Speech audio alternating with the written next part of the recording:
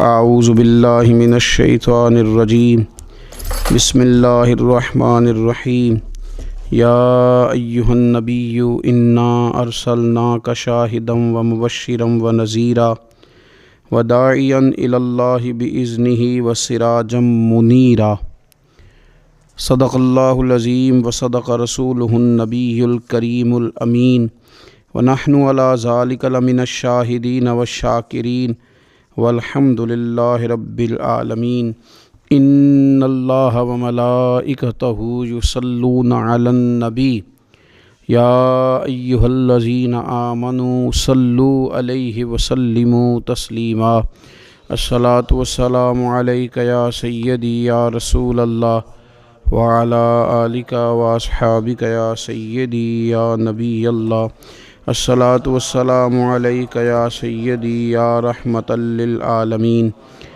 وعلی آلک واصحابک یا خاتم النبیین۔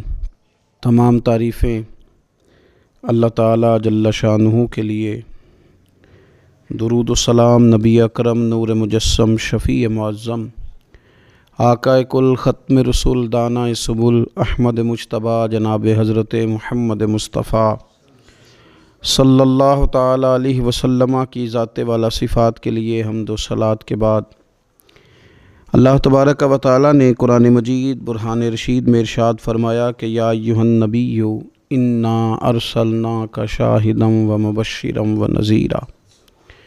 فرمایا محبوب صلی اللہ تعالیٰ علیہ وسلم ہم نے آپ کو گواہ بنایا ہے، خوشخبری دینے والا بنایا ہے اور ڈر سنانے والا بنایا، وداعیا الی اللہ، اور آپ کو اللہ کی طرف دعوت دینے والا بنا کے بھیجا ہے، بِإِذْنِهِ، اس کے حکم کے ساتھ، اس کے اذن کے ساتھ، وسراجا منیرا، اور چمکتا ہوا آفتاب بنا کے بھیجا ہے۔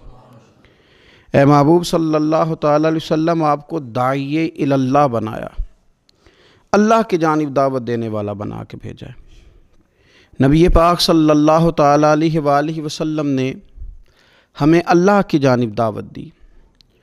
عقیدوں کے اندر، نظریات کے اندر، افکار کے اندر، سوچوں کے اندر جو کمزوریاں ہیں ان سب کو نبی پاک صلی اللہ تعالیٰ علیہ وسلم نے دور فرمایا۔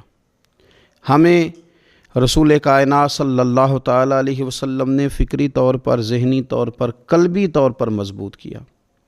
انسان جب تک اللہ اور اس کے رسول صلی اللہ تعالیٰ علیہ وسلم سے ذہنی طور پر اور روحانی اور قلبی طور پر وابستہ نہیں ہوتا اتنی دیر تک وہ کمزور رہتا ہے، اور جب وہ رب رسول سے وابستہ ہو جاتا ہے، اس کا عقیدہ اللہ اور اس کے رسول صلی اللہ علیہ وسلم کی ذات پر مضبوط ہو جاتا ہے، پھر وہ ذہنی طور پر، فکری طور پر مضبوط ہو جاتا ہے۔ نبی پاک صلی اللہ تعالیٰ علیہ وسلم کی تشریف آوری سے پہلے جو بنیادی مسئلہ تھا وہ یہ تھا کہ کفار مکہ، قریش بہت سارے بتوں کی پوجا کرتے تھے، تو جو نظریاتی کمزوریاں تھیں، جو فکری فقدان تھا، وہ ان کے اندر بہت زیادہ تھا۔ حج کر کے آتے تھے تو اوہام پرستی کا شکار تھے، حج کر کے آئے ہیں تو دروازے سے داخل نہیں ہوں گے، اوپر سے کود کر کے آئیں گے، کپڑے اتار کر معاذ اللہ بیت اللہ شریف کا طواف کرتے، قربانیاں کرتے تو ان کا خون کعبے کی دیواروں کے ساتھ ملتے۔ مصر کے اندر یہ رسم پائی جاتی تھی کہ وہ سال کے بعد ایک لڑکی کو ذبح کر کے دریا میں ڈالتے تھے تو تب دریا چلنا شروع ہوتا تھا، اور اس پر انہوں نے نظریہ بنا لیا تھا کہ ایسا ہوگا تو تبھی معاملہ آگے بڑھے گا۔ نبی پاک صلی اللہ تعالیٰ علیہ وسلم نے ان سب لوگوں کو اللہ کی جانب دعوت دی۔ حضور علیہ السلام نے فرمایا میں تمہارے سامنے جو تعلیمات لے کے آیا ہوں ان میں کوئی اوہام پرستی نہیں، اس میں توہمات کا کوئی تذکرہ نہیں، ایک مضبوط دین، اللہ تبارک و تعالیٰ کی ذات پر بھروسہ، اللہ تبارک و تعالیٰ کی رحمت سے امید، ان سب چیزوں کو رسول پاک صلی اللہ تعالیٰ علیہ وسلم نے لوگوں کے ذہنوں تک اتارا۔ جب تک انسان کا بھروسہ عام انسانوں سے وابستہ رہتا ہے، دنیا داروں سے وابستہ رہتا ہے، پیسوں سے وابستہ رہتا ہے، دنیاوی معاملات کے ساتھ وابستہ رہتا ہے، تو وہ کمزور ہوتا جاتا ہے دن بدن۔ اور رسول پاک صلی اللہ علیہ وسلم داعی الی اللہ ہیں، تو حضور نے ہمیں یہ سوچے دی ہیں کہ تم نہ اپنے آپ کو اللہ رسول سے وابستہ کرو، پھر یہ جو کمزوری ہے نا، کمزوری یہ تمہارے دل سے نکل جائے گی۔ ہم دیکھتے ہیں کہ آج بہت سارے لوگ ایسے ہیں جو مایوسی کی گفتگو کرتے ہیں۔ اگر غریب ہو گئے ہیں تو تب بھی ان کے جملوں میں معاذ اللہ مایوسی ہے، کہیں بیمار ہو گئے ہیں تو پھر بھی وہ گھبرائے سے ہیں، وہم کا شکار ہیں۔ اگر کسی جگہ کوئی آزمائش ان پر آ گئی ہے تو بھی مختلف توہمات کا وہ شکار ہو جاتے ہیں۔ اگر توجہ اللہ رسول کی جانب ہو اور وہ سوچیں جو رسول پاک صلی اللہ علیہ وسلم نے ہمیں دی ہیں، ان پر توجہ ہو، تو پھر انسان کسی وہم کا شکار نہیں ہوتا، پھر وہ مضبوط زندگی گزارتا ہے اور مضبوطی کے ساتھ آگے بڑھتا ہے، چونکہ اس کو سمجھ آ گئی ہے کہ میرا خالق اللہ ہے، رازق اللہ ہے، پیدا کرنے والا اللہ ہے، اور میرے تمام معاملات کا محافظ بھی میرا اللہ ہے۔ پھر وہ کمزور نہیں پڑتا، پھر وہ زیادہ امیدیں لوگوں سے وابستہ نہیں کرتا، دنیا داروں سے، سیٹھوں نوابوں سے زیادہ امیدیں نہیں وابستہ کرتا، پھر اس کی امیدیں اللہ سے اور اللہ والوں سے۔ پھر وہ اللہ رسول کی بارگاہ میں اپنے آپ کو پیش کر دیتا ہے۔ حدیث مبارکہ ترمذی شریف میں موجود ہے، راوی حضرت عبداللہ ابن مسعود رضی اللہ تعالیٰ عنہ ہیں۔ ذرا حضور صلی اللہ علیہ وسلم کے تربیت کرنے کا انداز دیکھیے گا۔ حضرت عبداللہ ابن مسعود رضی اللہ تعالیٰ عنہ روایت کرتے ہیں کہ نبی پاک صلی اللہ تعالیٰ علیہ وسلم نے فرمایا کہ اللہ تعالیٰ نے ہر جان کو پیدا فرمایا، ہر جان کو اللہ تعالیٰ نے پیدا کیا، تو 3 چیزیں رب کریم نے لکھ دیں اس کے لیے۔ ہر جان کو پیدا کیا تو اللہ نے لکھ دیا، کیا لکھا؟ اس کا رزق کتنا ہے یہ بھی رب نے لکھ دیا، عمر کتنی ہے، زندگی کتنی ہے یہ بھی رب نے لکھ دیا، اور جو اس پر مشکلات آئیں گی وہ بھی اللہ نے لکھ دی۔ اس کی حکمت کے تقاضوں کے تحت جو مشکلات آئیں گی انسان کی گناہوں کی معافی کا سبب بنے گی، نیک ہے تو درجات کی بلندی کا سبب بنے گی۔ تو جو مشکلات اس کی طرف آئیں گی، جو مصیبتیں، بیماریاں، تنگیاں، وہ سب اللہ تبارک و تعالیٰ کی حکمت کے تقاضوں کے تحت آئیں گی۔ اب انسان یہاں گھبرایا رہے، مایوس ہو جائے۔ ایک بات اب ذرا یہاں صوفیاء کہتے ہیں، وہ بھی سمجھنے والی ہے۔ وہ کہتے ہیں کہ اصل بات یہ ہے کہ جس رب کی طرف سے تو کرم قبول کرتا ہے نا، اس کی طرف سے آزمائش بھی قبول کر۔ وہ کریم جو تیرے اوپر رحمت کے دروازے کھولتا ہے، کبھی اپنی حکمت کے تقاضوں کے تحت تجھے کسی مشکل میں ڈالے تو اسے بھی تھوڑا سا قبول کر۔ ایسا نہ ہو کہ میٹھا ہے تو فٹافٹ تو قریب کرے، اور اگر تھوڑا سا تجھے کوئی ترش رویے سے، ترش جگہ سے گزرنا پڑے تو پھر تو گھبرا جائے۔ تو اپنے مالک کے سپرد جب اپنے آپ کو کر دے گا، پھر تیری طبیعت سکون میں آ جائے گی، تیرا قلب ٹھنڈک میں آ جائے گا۔ محمود غزنوی رحمۃ اللہ علیہ مالٹا کھا رہے تھے، ایک ٹکڑا اس کا، ایک خاش اس کی اپنے ہاتھ سے نکال کر کے ایاز کو کھانے کے لیے دی، ایاز فٹافٹ کھا گیا۔ بعد میں ایک ٹکڑا محمود نے اپنے منہ میں ڈالا تو بڑا کڑوا محسوس ہوا مالٹا، تو اس نے اس کو تھوک دیا اور ایاز کی طرف دیکھ کے کہنے لگا بہت ترش تھا، بہت کڑوا تھا، کس طرح تم کھا گئے؟ اللہ اکبر۔ تو ایاز نے جو بات کی وہ ہمیں سمجھاتی ہے کہ بندے کا رشتہ کس طرح کا ہونا چاہیے۔ ایاز کہنے لگا آقا ساری زندگی تیرے ہاتھوں سے میٹھے کھائے، آج ایک کڑوا آیا تھا تو میں اگر اسے تھوک دیتا، یہ کو آئین وفاداری تو نہ ہوا۔ انسان کو اللہ کی طرف سے نعمتیں آتی جائیں، رحمتیں آتی جائیں، تندرستیاں آتی جائیں، لیکن کسی جگہ ذرا کمزوری دیکھنی پڑے تو انسان اس جگہ ٹھہر جائے، اس جگہ وہ گھبرا جائے، وہم کا شکار ہو جائے، پتہ نہیں کیا ہو جائے گا، ان چکروں میں پڑ جائے، تو یہ بات درست نہیں ہے۔ اب یہ کہ ہم کیا کرتے ہیں، ہم نے اپنی ساری توجہات کا مرکز دنیا والوں کو بنا لیا ہے۔ دنیا والوں کو کیسے راضی کرنا ہے، ان کو کیسے سیٹ رکھنا ہے، لوگوں کے ساتھ اپنے تعلقات کو کس طرح کر کے مضبوط کرنا ہے، بس اسی میں ہمارے صبح و شام گزر جاتے ہیں۔ 3-4 جگہوں پہ دعوت مل گئی، ایک دن میں ایک جگہ ولیمے پہ جانا تھا وہاں خود چلے گئے، ایک جگہ اصال ثواب کی تقریب تھی تو وہاں بیٹے کو بھیجا، اور ایک جگہ اور کسی معاملے میں دعوت تھی تو وہاں فون کر کے معذرت کر لی۔ کسی طریقے سے لوگ راضی رہیں۔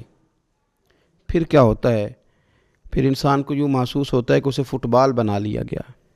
آپ لوگوں کی توقعات پہ کتنا پورا اتریں گے؟ بس آپ اپنے ضمیر سے پوچھیں کہ ہم اللہ اور اس کے رسول صلی اللہ تعالیٰ علیہ وسلم کے ساتھ اخلاص رکھتے ہیں، ہمارا دل اس پر مطمئن ہے جو کام ہم کر رہے ہیں؟ جو سفر ہم نے شروع کیا ہوا ہے وہ رب کی رحمت کی طرف ٹھیک بڑھ رہا ہے؟ باقی یہ کہ لوگوں کو راضی کرنے کی کوشش میں رہنا اور لوگوں پر توجہ رکھنا اور لوگوں کے معاملات ہر وقت دیکھتے رہنا، یہ چیز انسان کو کمزور بھی کر دیتی ہے اور بعض اوقات اسے لوگوں کے سامنے رسوا بھی کر دیتی۔ حضرت سیدنا عبداللہ ابن عباس رضی اللہ تعالیٰ عنہ موجود تھے تو رسول پاک صلی اللہ تعالیٰ علیہ وسلم نے انہیں نصیحت فرمائی۔ اپنے چچا کے بیٹے حضرت عبداللہ ابن عباس کو حضور نے نصیحت فرمائی، فرمایا یقین رکھو اے عبداللہ ابن عباس، یقین رکھو کہ اگر ساری دنیا متفق ہو جائے تمہیں نفع پہنچانے میں تو تمہیں نفع پہنچا نہیں سکتی مگر وہ جو تمہارے لیے تمہارے رب نے لکھ دیا ہے۔ لوگ تمہیں نفع پہنچانا چاہیں تو پہنچا سکتے نہیں، اور فرمایا اگر ساری امت متفق ہو جائے کچھ نقصان پہنچانے میں تو نقصان پہنچا نہیں سکتے مگر یہ کہ جو اللہ نے تمہارے لیے لکھ دیا ہے۔ نہ تمہارا کوئی نفع کر سکتا ہے نہ کوئی تمہارا نقصان کر سکتا ہے، ہوگا وہ جو اللہ کی مشیت کا تقاضا ہوگا، خدا کی رحمت کا تقاضا ہوگا۔ تو اب کرنے کا کام تو یہ ہے کہ ساری توجہات کا مرکز اللہ اور رسول کو بنایا جائے۔ آپ دیکھیے صحابہ کرام علیہم رضوان کو رسول پاک علیہ الصلاۃ والسلام کی مقدس زبان نور پر کس قدر زیادہ یقین کامل حاصل ہے کہ سید عالم صلی اللہ تعالی وسلم 313 سے کہتے ہیں کہ چلو جہاد کے لیے تو وہ نکل پڑتے ہیں، 1000 سے مقابلہ کرنا ہے تو وہ تیار نظر آتے ہیں۔ حضور علیہ السلام کہتے ہیں خندق میں چلو تو وہ تیار نظر آتے ہیں۔ حضور صلی اللہ تعالی علیہ وسلم جو وعدہ ان کے ساتھ کرتے ہیں تو وہ منوعاً اس وعدے پر توجہ کرتے ہیں۔ تو میرے عزیز یاد رکھنے کی بات یہ ہے کہ اگر ہمارا بھروسہ اللہ رسول پہ مضبوط ہو جائے، وہ وعدے جو ہمارے ساتھ ہمارے نبی پاک صلی اللہ علیہ وسلم نے فرمائے ہیں کہ سچ بولو گے تو نجات پا جاؤ گے، وہ جو نبی پاک صلی اللہ علیہ وسلم نے ہمیں فرمایا کہ 2 چیزوں کی تم مجھے ضمانت دو، میں تمہیں جنت کی ضمانت دیتا ہوں۔ یا رسول اللہ کون سی؟ فرمایا کہ 2 جبڑوں کے درمیان جو تمہاری زبان ہے اس کی مجھے ضمانت دے دو، اور ایک تمہاری 2 ٹانگوں کے بیچ جو شرمگاہ ہے تو مجھے اس کی ضمانت دے دو، میں تمہیں جنت کی ضمانت دے دیتا ہوں۔ تو وہ ساری چیزیں جو رسول کریم صلی اللہ تعالیٰ علیہ وسلم نے ہمارے لیے رکھی ہیں، ہمیں ان چیزوں پر توجہ کرنی، ہمیں غور کرنا ہے کہ یہ وعدے جو اللہ رسول نے ہمارے ساتھ کیے ہیں یہ سب سے زیادہ مضبوط ہیں۔ اسی طریقے سے اگر رحمت خداوندی کی طرف انسان کا خیال جائے، اللہ کے کرم کی جانب اس کی توجہ جائے، میرے رسول پاک صلی اللہ تعالیٰ علیہ وسلم نے ارشاد فرمایا، آپ یقین کریں جن لوگوں کی توجہ اس طرف ہو جاتی ہے کہ اللہ تبارک و تعالیٰ بڑا کریم ہے، اللہ بڑا مہربان ہے، اللہ بڑا کرم کرنے والا ہے، تو پھر خدا بھی ان پر بڑی ہی رحمت فرماتا ہے، پھر اللہ تعالیٰ بھی ان کے لیے بڑی ہی آسانیاں کرتا ہے۔ اس لیے ہمارے بزرگوں نے لکھا ہے کہ اپنے رب کے ساتھ حسن ظن رکھنا واجب ہے، ضروری ہے کہ تم اللہ کے ساتھ اچھا گمان رکھو، اچھا گمان۔ امام غزالی نے حدیث لکھی ہے، ایک اعرابی نبی پاک صلی اللہ علیہ وسلم کی خدمت میں حاضر ہوا اور اس نے عجیب بات کی، عرض کی یا رسول اللہ صلی اللہ علیہ وسلم قیامت کے دن حساب کون لے گا؟ تو حضور نے فرمایا حساب تو میرا رب کریم لے گا۔ تو وہ شخص مسکرایا، حضور نے فرمایا کیوں مسکراتے ہو؟ عرض کی یا رسول اللہ جب کریم غالب آتا ہے تو وہ کرم ہی کرتا ہے، وہ کرم ہی کرے گا، وہ فضل ہی فرمائے گا۔ تو نبی پاک صلی اللہ تعالیٰ علیہ وسلم نے کیا فرمایا؟ فرمایا بھی یہ عرابی بڑا فقیہ ہے، بڑا دانش مند ہے، یہ سادہ بندہ بڑی اعلیٰ بات کر گیا، فقیہ ہے، دانش مند ہے، اس لیے کہ اس کی امید اللہ تبارک و تعالیٰ کی رحمت کے ساتھ لگی ہوئی ہے۔ مسند امام احمد بن حنبل میں حدیث ہے، نبی پاک صلی اللہ علیہ وسلم فرماتے ہیں، رب فرماتے ہیں کہ اگر میرا بندہ زمین بھر گناہ لے کے میری بارگاہ میں آئے، بھر دی اس نے زمین گناہ کر کر کے، لیکن وہ آئے اور استغفار کرے اور اس امید پر استغفار کرے کہ رب مجھے معاف کر دے گا، سچے دل سے توبہ کرے، تو حضور فرماتے ہیں رب اس بندے کو معاف فرما دیتا ہے، اگر اس کی امیدیں اپنے رب کے ساتھ مضبوط ہوں۔ ہم نے یوں کیا ہے کہ کمزوری دکھانی شروع کر دی ہے، کمزوری، اور پھر کچھ معاشرے میں لوگ بھی ہیں، یہ کچھ جادو کا بتانے والے لوگ آ گئے ہیں جو ہر شخص کو کہتے ہیں کہ تجھے تو جادو ہو گیا ہے، جو ہر شخص کو یہ بات بتاتے ہیں کہ تیرے اوپر تو آسیب کا اثر ہے۔ ان لوگوں نے بھی لوگوں کو کمزور کر دیا ہے۔ کچھ ایسے لوگ ہیں جو معاشرے کے اندر یہ کہتے پھرتے ہیں بھائی سب دنیا کا چکر ہے، سب دولت کا معاملہ ہے، جس کی لاٹھی اس کی بھینس، یہاں کچھ بھی نہیں ہو سکتا۔ انہوں نے بھی لوگوں کو کمزور کر دیا ہے۔ اپنے عقیدوں کو مضبوط رکھیں، اللہ رسول صلی اللہ علیہ وسلم کے ساتھ اپنے بھروسے کو مضبوط کریں۔ دیکھیں حضور ہماری تربیت کرتے ہیں، فرمایا اگر تم رب پہ بھروسہ کرو گے نا اور رب تعالیٰ پہ بھروسہ کر کے نکلو گے تو اللہ تمہیں اسی طرح رزق عطا فرمائے گا جس طرح رب پرندوں کو رزق عطا فرماتا ہے۔ وہ صبح بھوکے نکلتے ہیں لیکن شام کو لوٹتے ہیں تو اللہ انہیں پیٹ بھر کے روزی عطا کرتا ہے۔ کیوں؟ اس لیے کہ ان کا بھروسہ مضبوط ہے، ان کا اپنے رب پہ توکل مضبوط ہے۔ رسول کائنات صلی اللہ تعالیٰ علیہ وسلم نے ہمیں ہمارے رب کی جانب دعوت دی، حضور نے ہمیں اللہ پہ بھروسہ کرنا سکھایا۔ رسول پاک صلی اللہ تعالیٰ علیہ وسلم نے ہمیں کہا کہ دنیا میں مسافروں کی طرح وقت گزار کے آ جانا، جنت میں رب نے تمہارے لیے وہ نعمتیں تیار کی ہیں نہ کسی آنکھ نے دیکھی، نہ کسی کان نے سنی، نہ تمہارے دل پر خیال ہی گزرا ہوگا کہ اللہ یہ شان عطا فرمائے گا۔ اب ان لوگوں کا بھروسہ ہو گیا تھا صحابہ کا، حضور کے غلاموں کا، تو انہوں نے پھر کوئی جائیدادیں نہیں بنائی، انہوں نے پھر دنیا میں کوئی محلات تیار نہیں کیے، کیونکہ ذہن بن گیا تھا کہ جو رسول کریم علیہ السلام نے وعدے فرمائے ہیں وہ وعدے ہمارے لیے بڑے معیاری ہیں، وہ وعدے ہمارے لیے بڑے خوبصورت ہیں، ان وعدوں سے ہمیں بڑا کچھ ملے گا۔ اس لیے اپنی زندگی کے اندر ان چیزوں کو پیدا کرنا، ان چیزوں پر توجہ کرنا، اللہ کی جانب بھروسہ کرنا بڑا ضروری ہے۔